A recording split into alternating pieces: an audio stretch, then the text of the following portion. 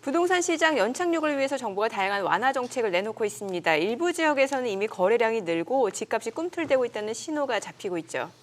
네, 대세 상승으로 보기엔 아직 부족하다는 목소리도 나오지만 내 집 마련 기회인 건지 참 고민되는 시기입니다. 집값 움직임과 함께 부동산 시장 전반 살펴보는 시간이죠. 도시화 경제 송승현 대표 자리하고 계십니다. 어서 오세요, 대표. 네, 어서 오세요. 네.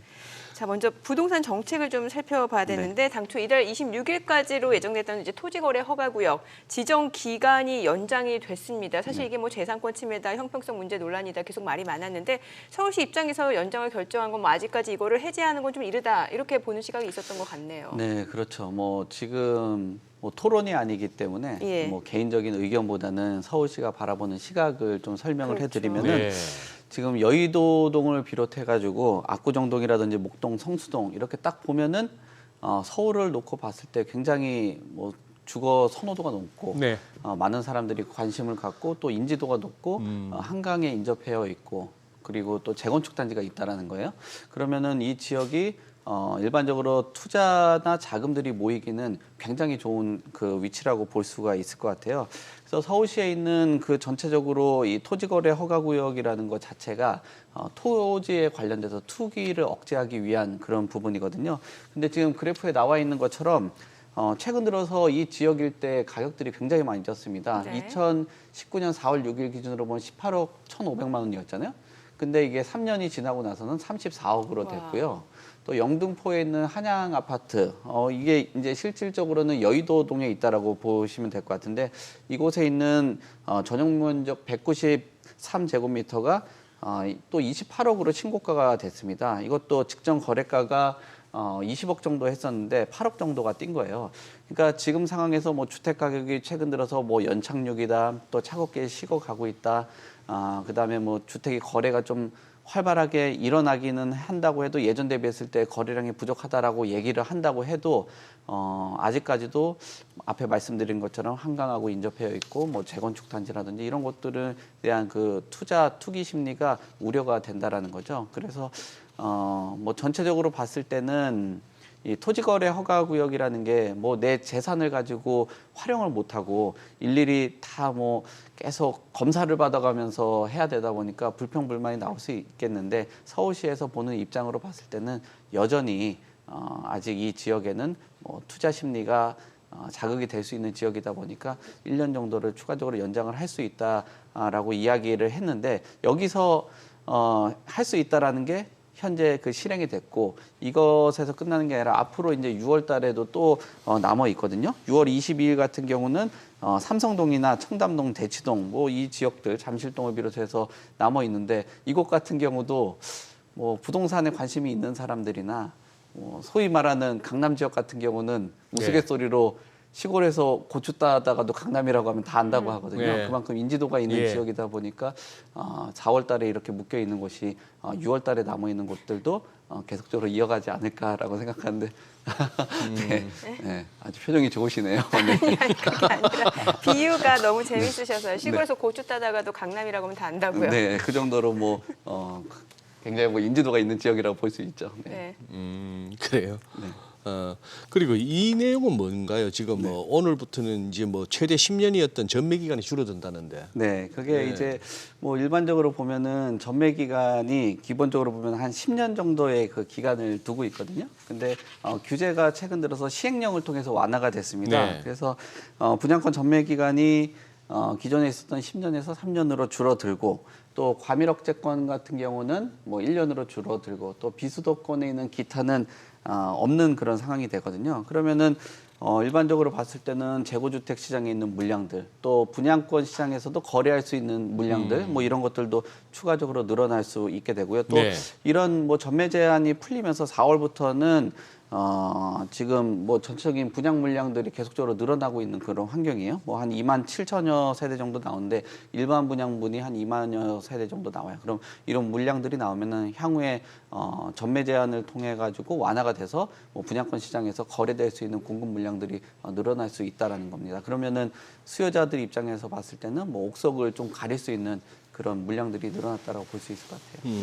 그런데 실거주 의무 기한 이것도 좀 완화될 줄 알았는데 네. 이거는 아니더라고요. 그래서 법 반쪽짜리 완화다라는 네. 얘기도 많이 나오는 것 같거든요. 뭐 반쪽이라고 볼 수 있겠죠. 왜냐하면은 실거주 의무하고 이제 전매 제한이 같이 풀리게 되면 실거주 의무가 폐지가 되면 이곳을 뭐 자금을 가지고 전세금으로 대처를 할 수 있거든요.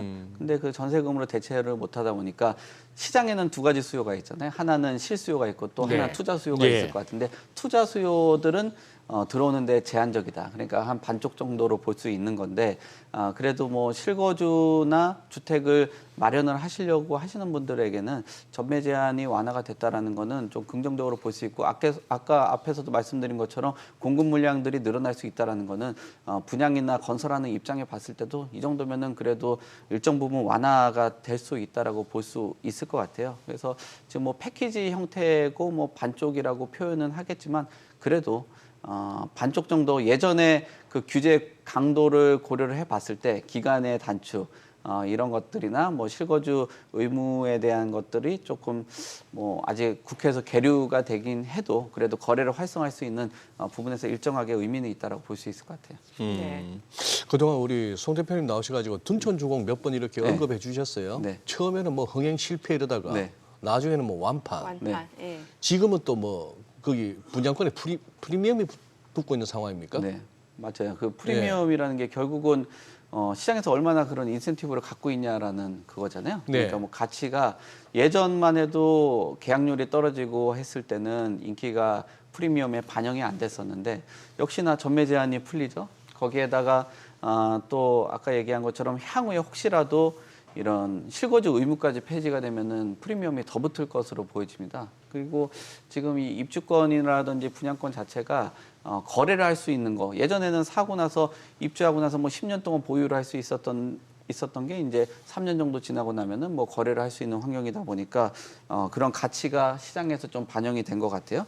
그래서 아까 뭐 그래프에서 나왔는데 다시 한번 좀 보여주시면 좋을 것 같은데요.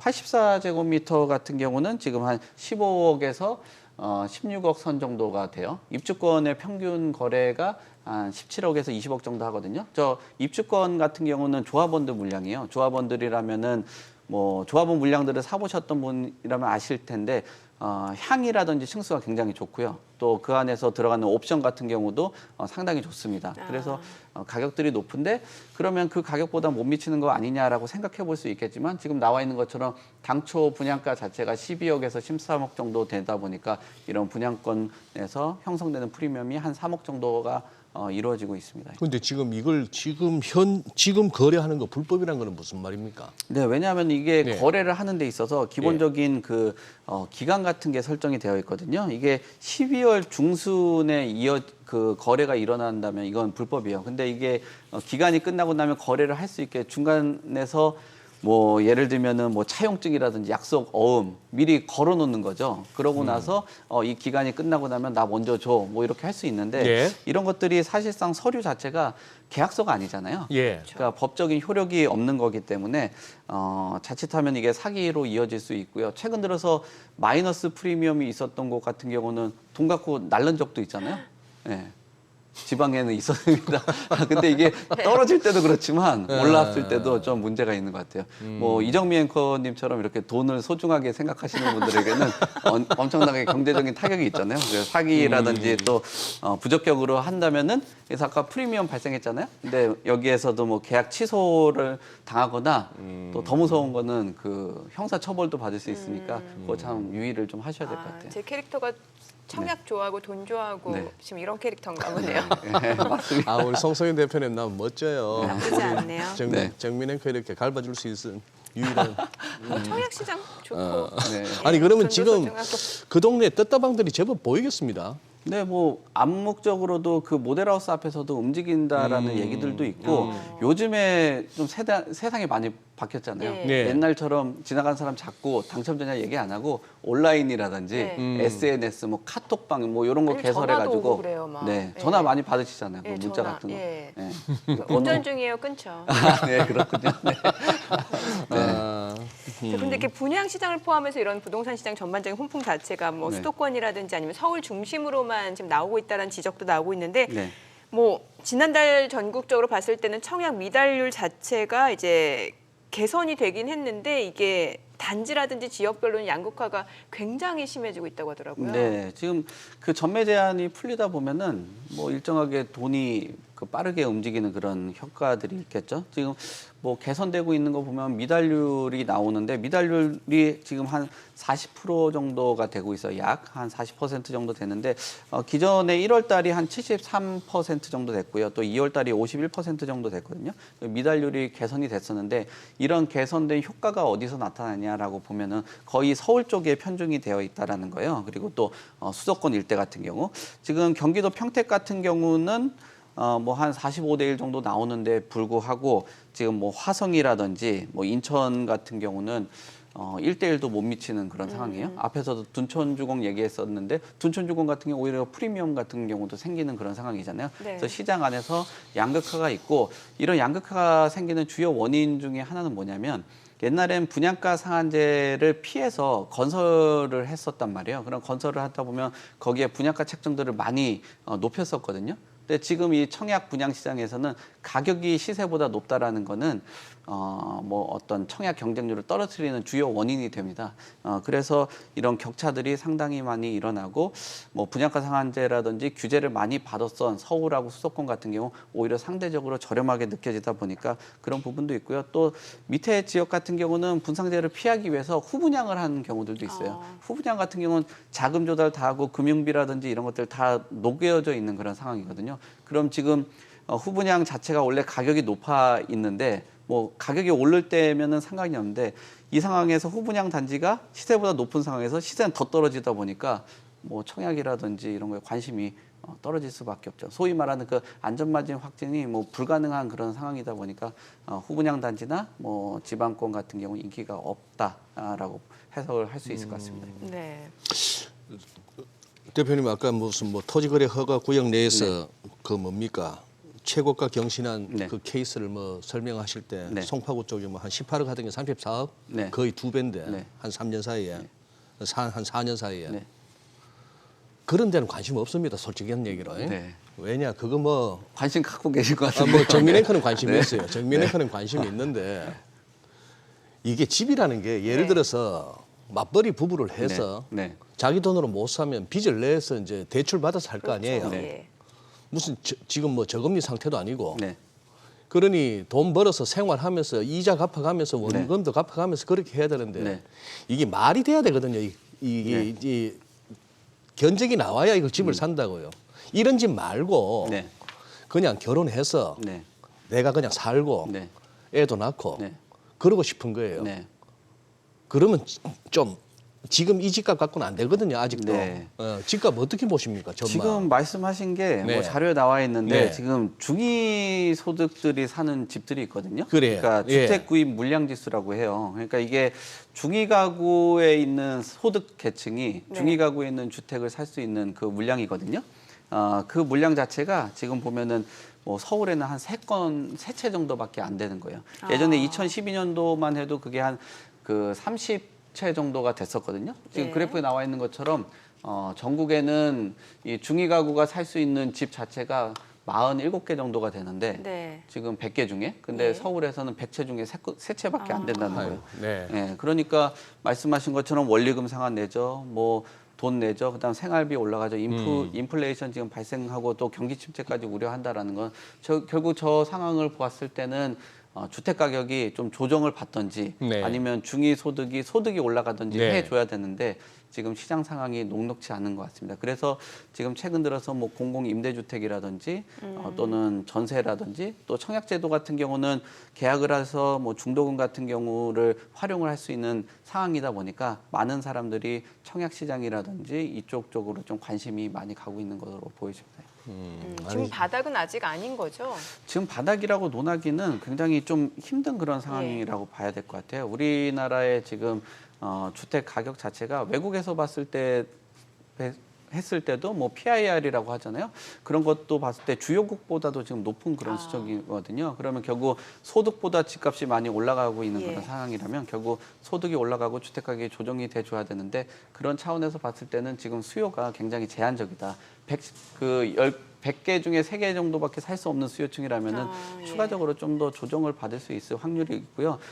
요번에 부동산원에서 자료를 발표를 했었는데 이런 추이 자체가 더 하락세가 더 마이너스 구간이 더 깊어졌습니다. 그렇다면은 아직 바닥을 논하기에는 아직까지는 어렵다라고 볼 수 있을 것 같습니다. 부동산 얘기하면서 이게 뭐 바닥이냐 더 오르냐 더 빠지냐 이걸로 뭐 몇 배를 튀기냐 그런 얘기지만 저는 진짜 이거 정책하시는 분들이나 네. 학계나 업계나 할 것 없이 네. 그냥 우리 사람들 좀 살게 해줬으면 좋겠어요. 집에 들어가서 살게 네. 결혼이라도 좀 할 수 있게. 아 진짜 그런 얘기를 해야지 이거 갖고 뭐 몇 배를 먹었네 뭐 지역 잘못 잡아가지고 뭐 네. 빠졌네 이 말이 됩니까 이게 솔직한 얘기로. 네. 소장님 국회로 가셔야겠어요. 국회 가면 또 정책 좀 울렁거리다가 내가 또 몇 배 튀기는 거 없나 싶어가 눈이 그 뻘개질 것 같아요. 국회 앞에서 이렇게 피켓 들고 있는 건 괜찮으니까 그것까지 가능할 것 같습니다. 알겠습니다. 네. 내용 잘 들었습니다. 고맙습니다. 네, 감사합니다. 고맙습니다. 네.